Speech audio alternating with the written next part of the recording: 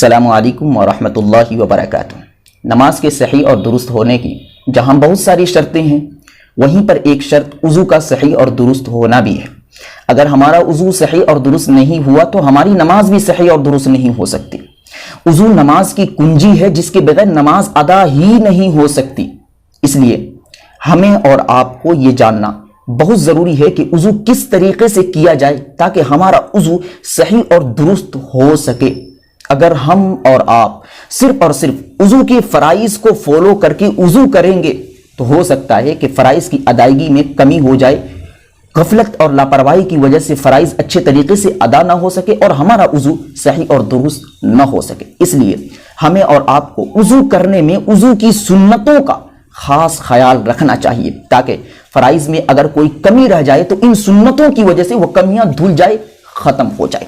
तो आज की इस वीडियो में मैं सुन्नत के मुताबिक वज़ू करने का तरीका बताऊंगा, प्रैक्टिकल तौर पर ये करके दिखाऊंगा कि किस तरीके से हमें वज़ू करना चाहिए, किस किस अज़्व का धोना ज़रूरी है, कहाँ से कहाँ तक धोना ज़रूरी है। और ये वज़ू का तरीका मर्दों के लिए भी मुफीद है, औरतों के लिए भी बहुत मुफीद है।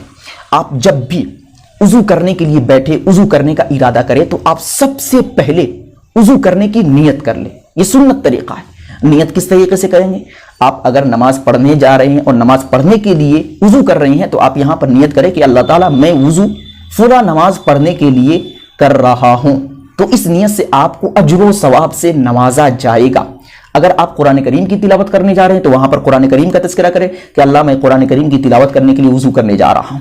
यानी कोई नेक अमल करने के लिए आप वज़ू करने जा रहे हैं तो वहां पर आप ये नियत करें कि मैं फुला नेक काम करने के लिए वज़ू कर रहा हूं। या सिंपल तरीका ये है कि आप ये नियत कर लें कि अल्लाह ताला मैं वज़ू आपकी खुशनुदी और आपकी रजामंदी के लिए कर रहा हूं। इस पर भी आपको अजर सवाब से नवाजा जाएगा। ये सवाब का काम है। अगर आप बगैर नियत के वज़ू कर लेते हैं तो आपका वज़ू सही और दुरुस्त हो जाएगा, लेकिन सवाब से महरूमी का एक जरिया, एक सबब बन जाएगा। इसलिए आप जब भी वज़ू करने के लिए बैठे तो वज़ू करने की नियत कर लें। ये पहली सुन्नत है। और दूसरी सुन्नत ये है कि अगर आप अच्छी जगह बैठे हुए, पाक साफ जगह पर बैठे हुए हैं, वज़ू खाने में बैठकर वज़ू कर रहे हैं तो वहां पर आप बिस्मिल्लाह पढ़ लें। बिस्मिल्लाहिर्रहमानिर्रहीम वज़ू से पहले आप पढ़ लें। लेकिन आप ऐसी जगह पर हैं जहां पर गंदगी है, आप ऐसे गुस्ल खाने में गुस्ल कर रहे हैं या वज़ू कर रहे हैं जहां पर बाथरूम वगैरह है, तो वहां पर बिस्मिल्लाहिर्रहमानिर्रहीम को तर्क कर दे, छोड़ दे, बगैर बिस्मिल्लाह के आप वज़ू कर लें। ये दूसरी सुन्नत है।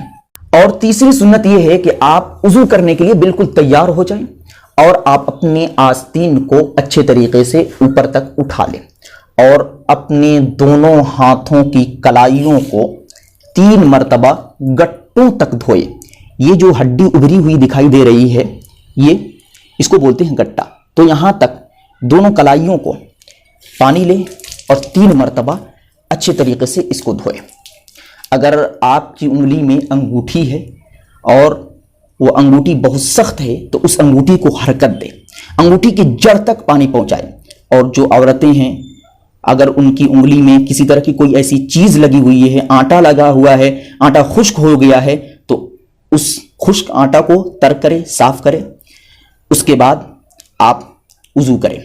यानी इन आज़ा पर, जिन आज़ा का धोना वज़ू में ज़रूरी है, कोई ऐसी चीज़ लगी हुई है जिसकी वजह से पानी जड़ तक, खाल तक नहीं पहुंच रहा है, तो उस चीज़ को ज़ाइल करना, उस चीज़ का धोना बहुत ज़रूरी है। अगर उस चीज़ की वजह से खाल तक पानी नहीं पहुंच पा रहा है तो फिर आपका वज़ू सही और दुरुस्त नहीं होगा।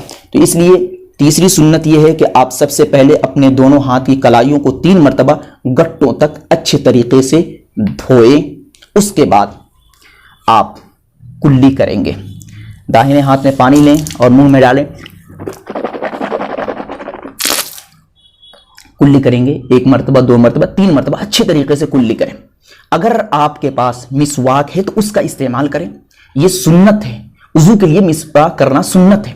और इसका सबसे बड़ा फायदा यह है कि मरते वक्त कलिमा नसीब होता है। अगर आपके पास मिसवाक नहीं है, कहीं छूट गई है, तो इस सूरत में आप अपनी शहादत की उंगली को मुंह में लें और इसको अच्छे तरीके से 2-3 मरतबा इधर उधर फेर लेंगे तो इंशाअल्लाहुल अज़ीज़ मिसवाक की सुन्नत भी अदा हो जाएगी। कुल्ली करेंगे और उसके बाद आप नाक के अंदर पानी डालेंगे और नाक की सफाई करेंगे अच्छे तरीके से।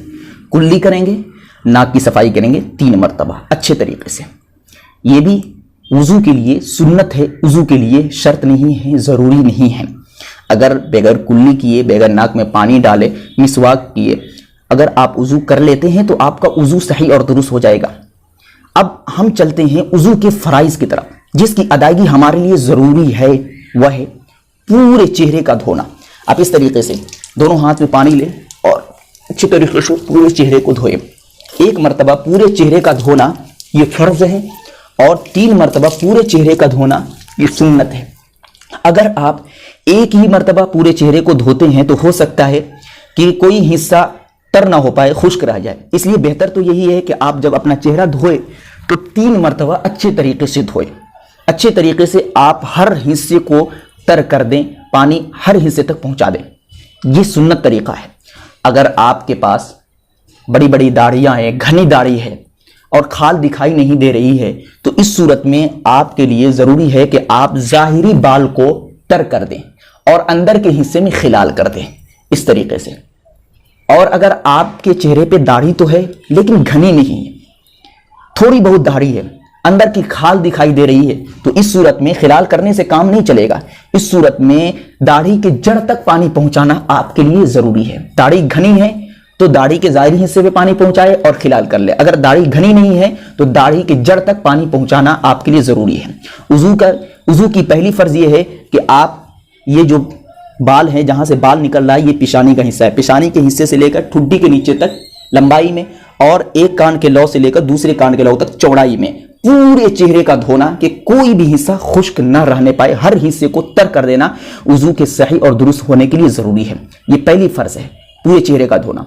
और दूसरी फ़र्ज़ ये है कि आप अपने दोनों हाथों को कोहनियों समेत, ये कोहनी है, इसको लेते हुए आप दोनों हाथों को 3 मरतबा अच्छे तरीके से धोएं। 3 मरतबा इसको धोना ये सुन्नत है। और अगर एक ही मरतबा में आप कोहनियों समेत पूरे हाथ को धो ले रहे हैं तो भी आपका वज़ू सही और दुरुस्त हो जाएगा। लेकिन बसा औकात ऐसा होता है कि एक मरतबा धोने से कोई हिस्सा खुश्क रह जाता है, इसलिए हर अज़्व को 3-3 मरतबा धोना चाहिए। ये बेहतर तरीका है। तो आप अपने दोनों हाथों को कोहनियों समेत 3 मरतबा अच्छे तरीके से धोए। ये दूसरी फ़र्ज़ वज़ू की अदा हो गई।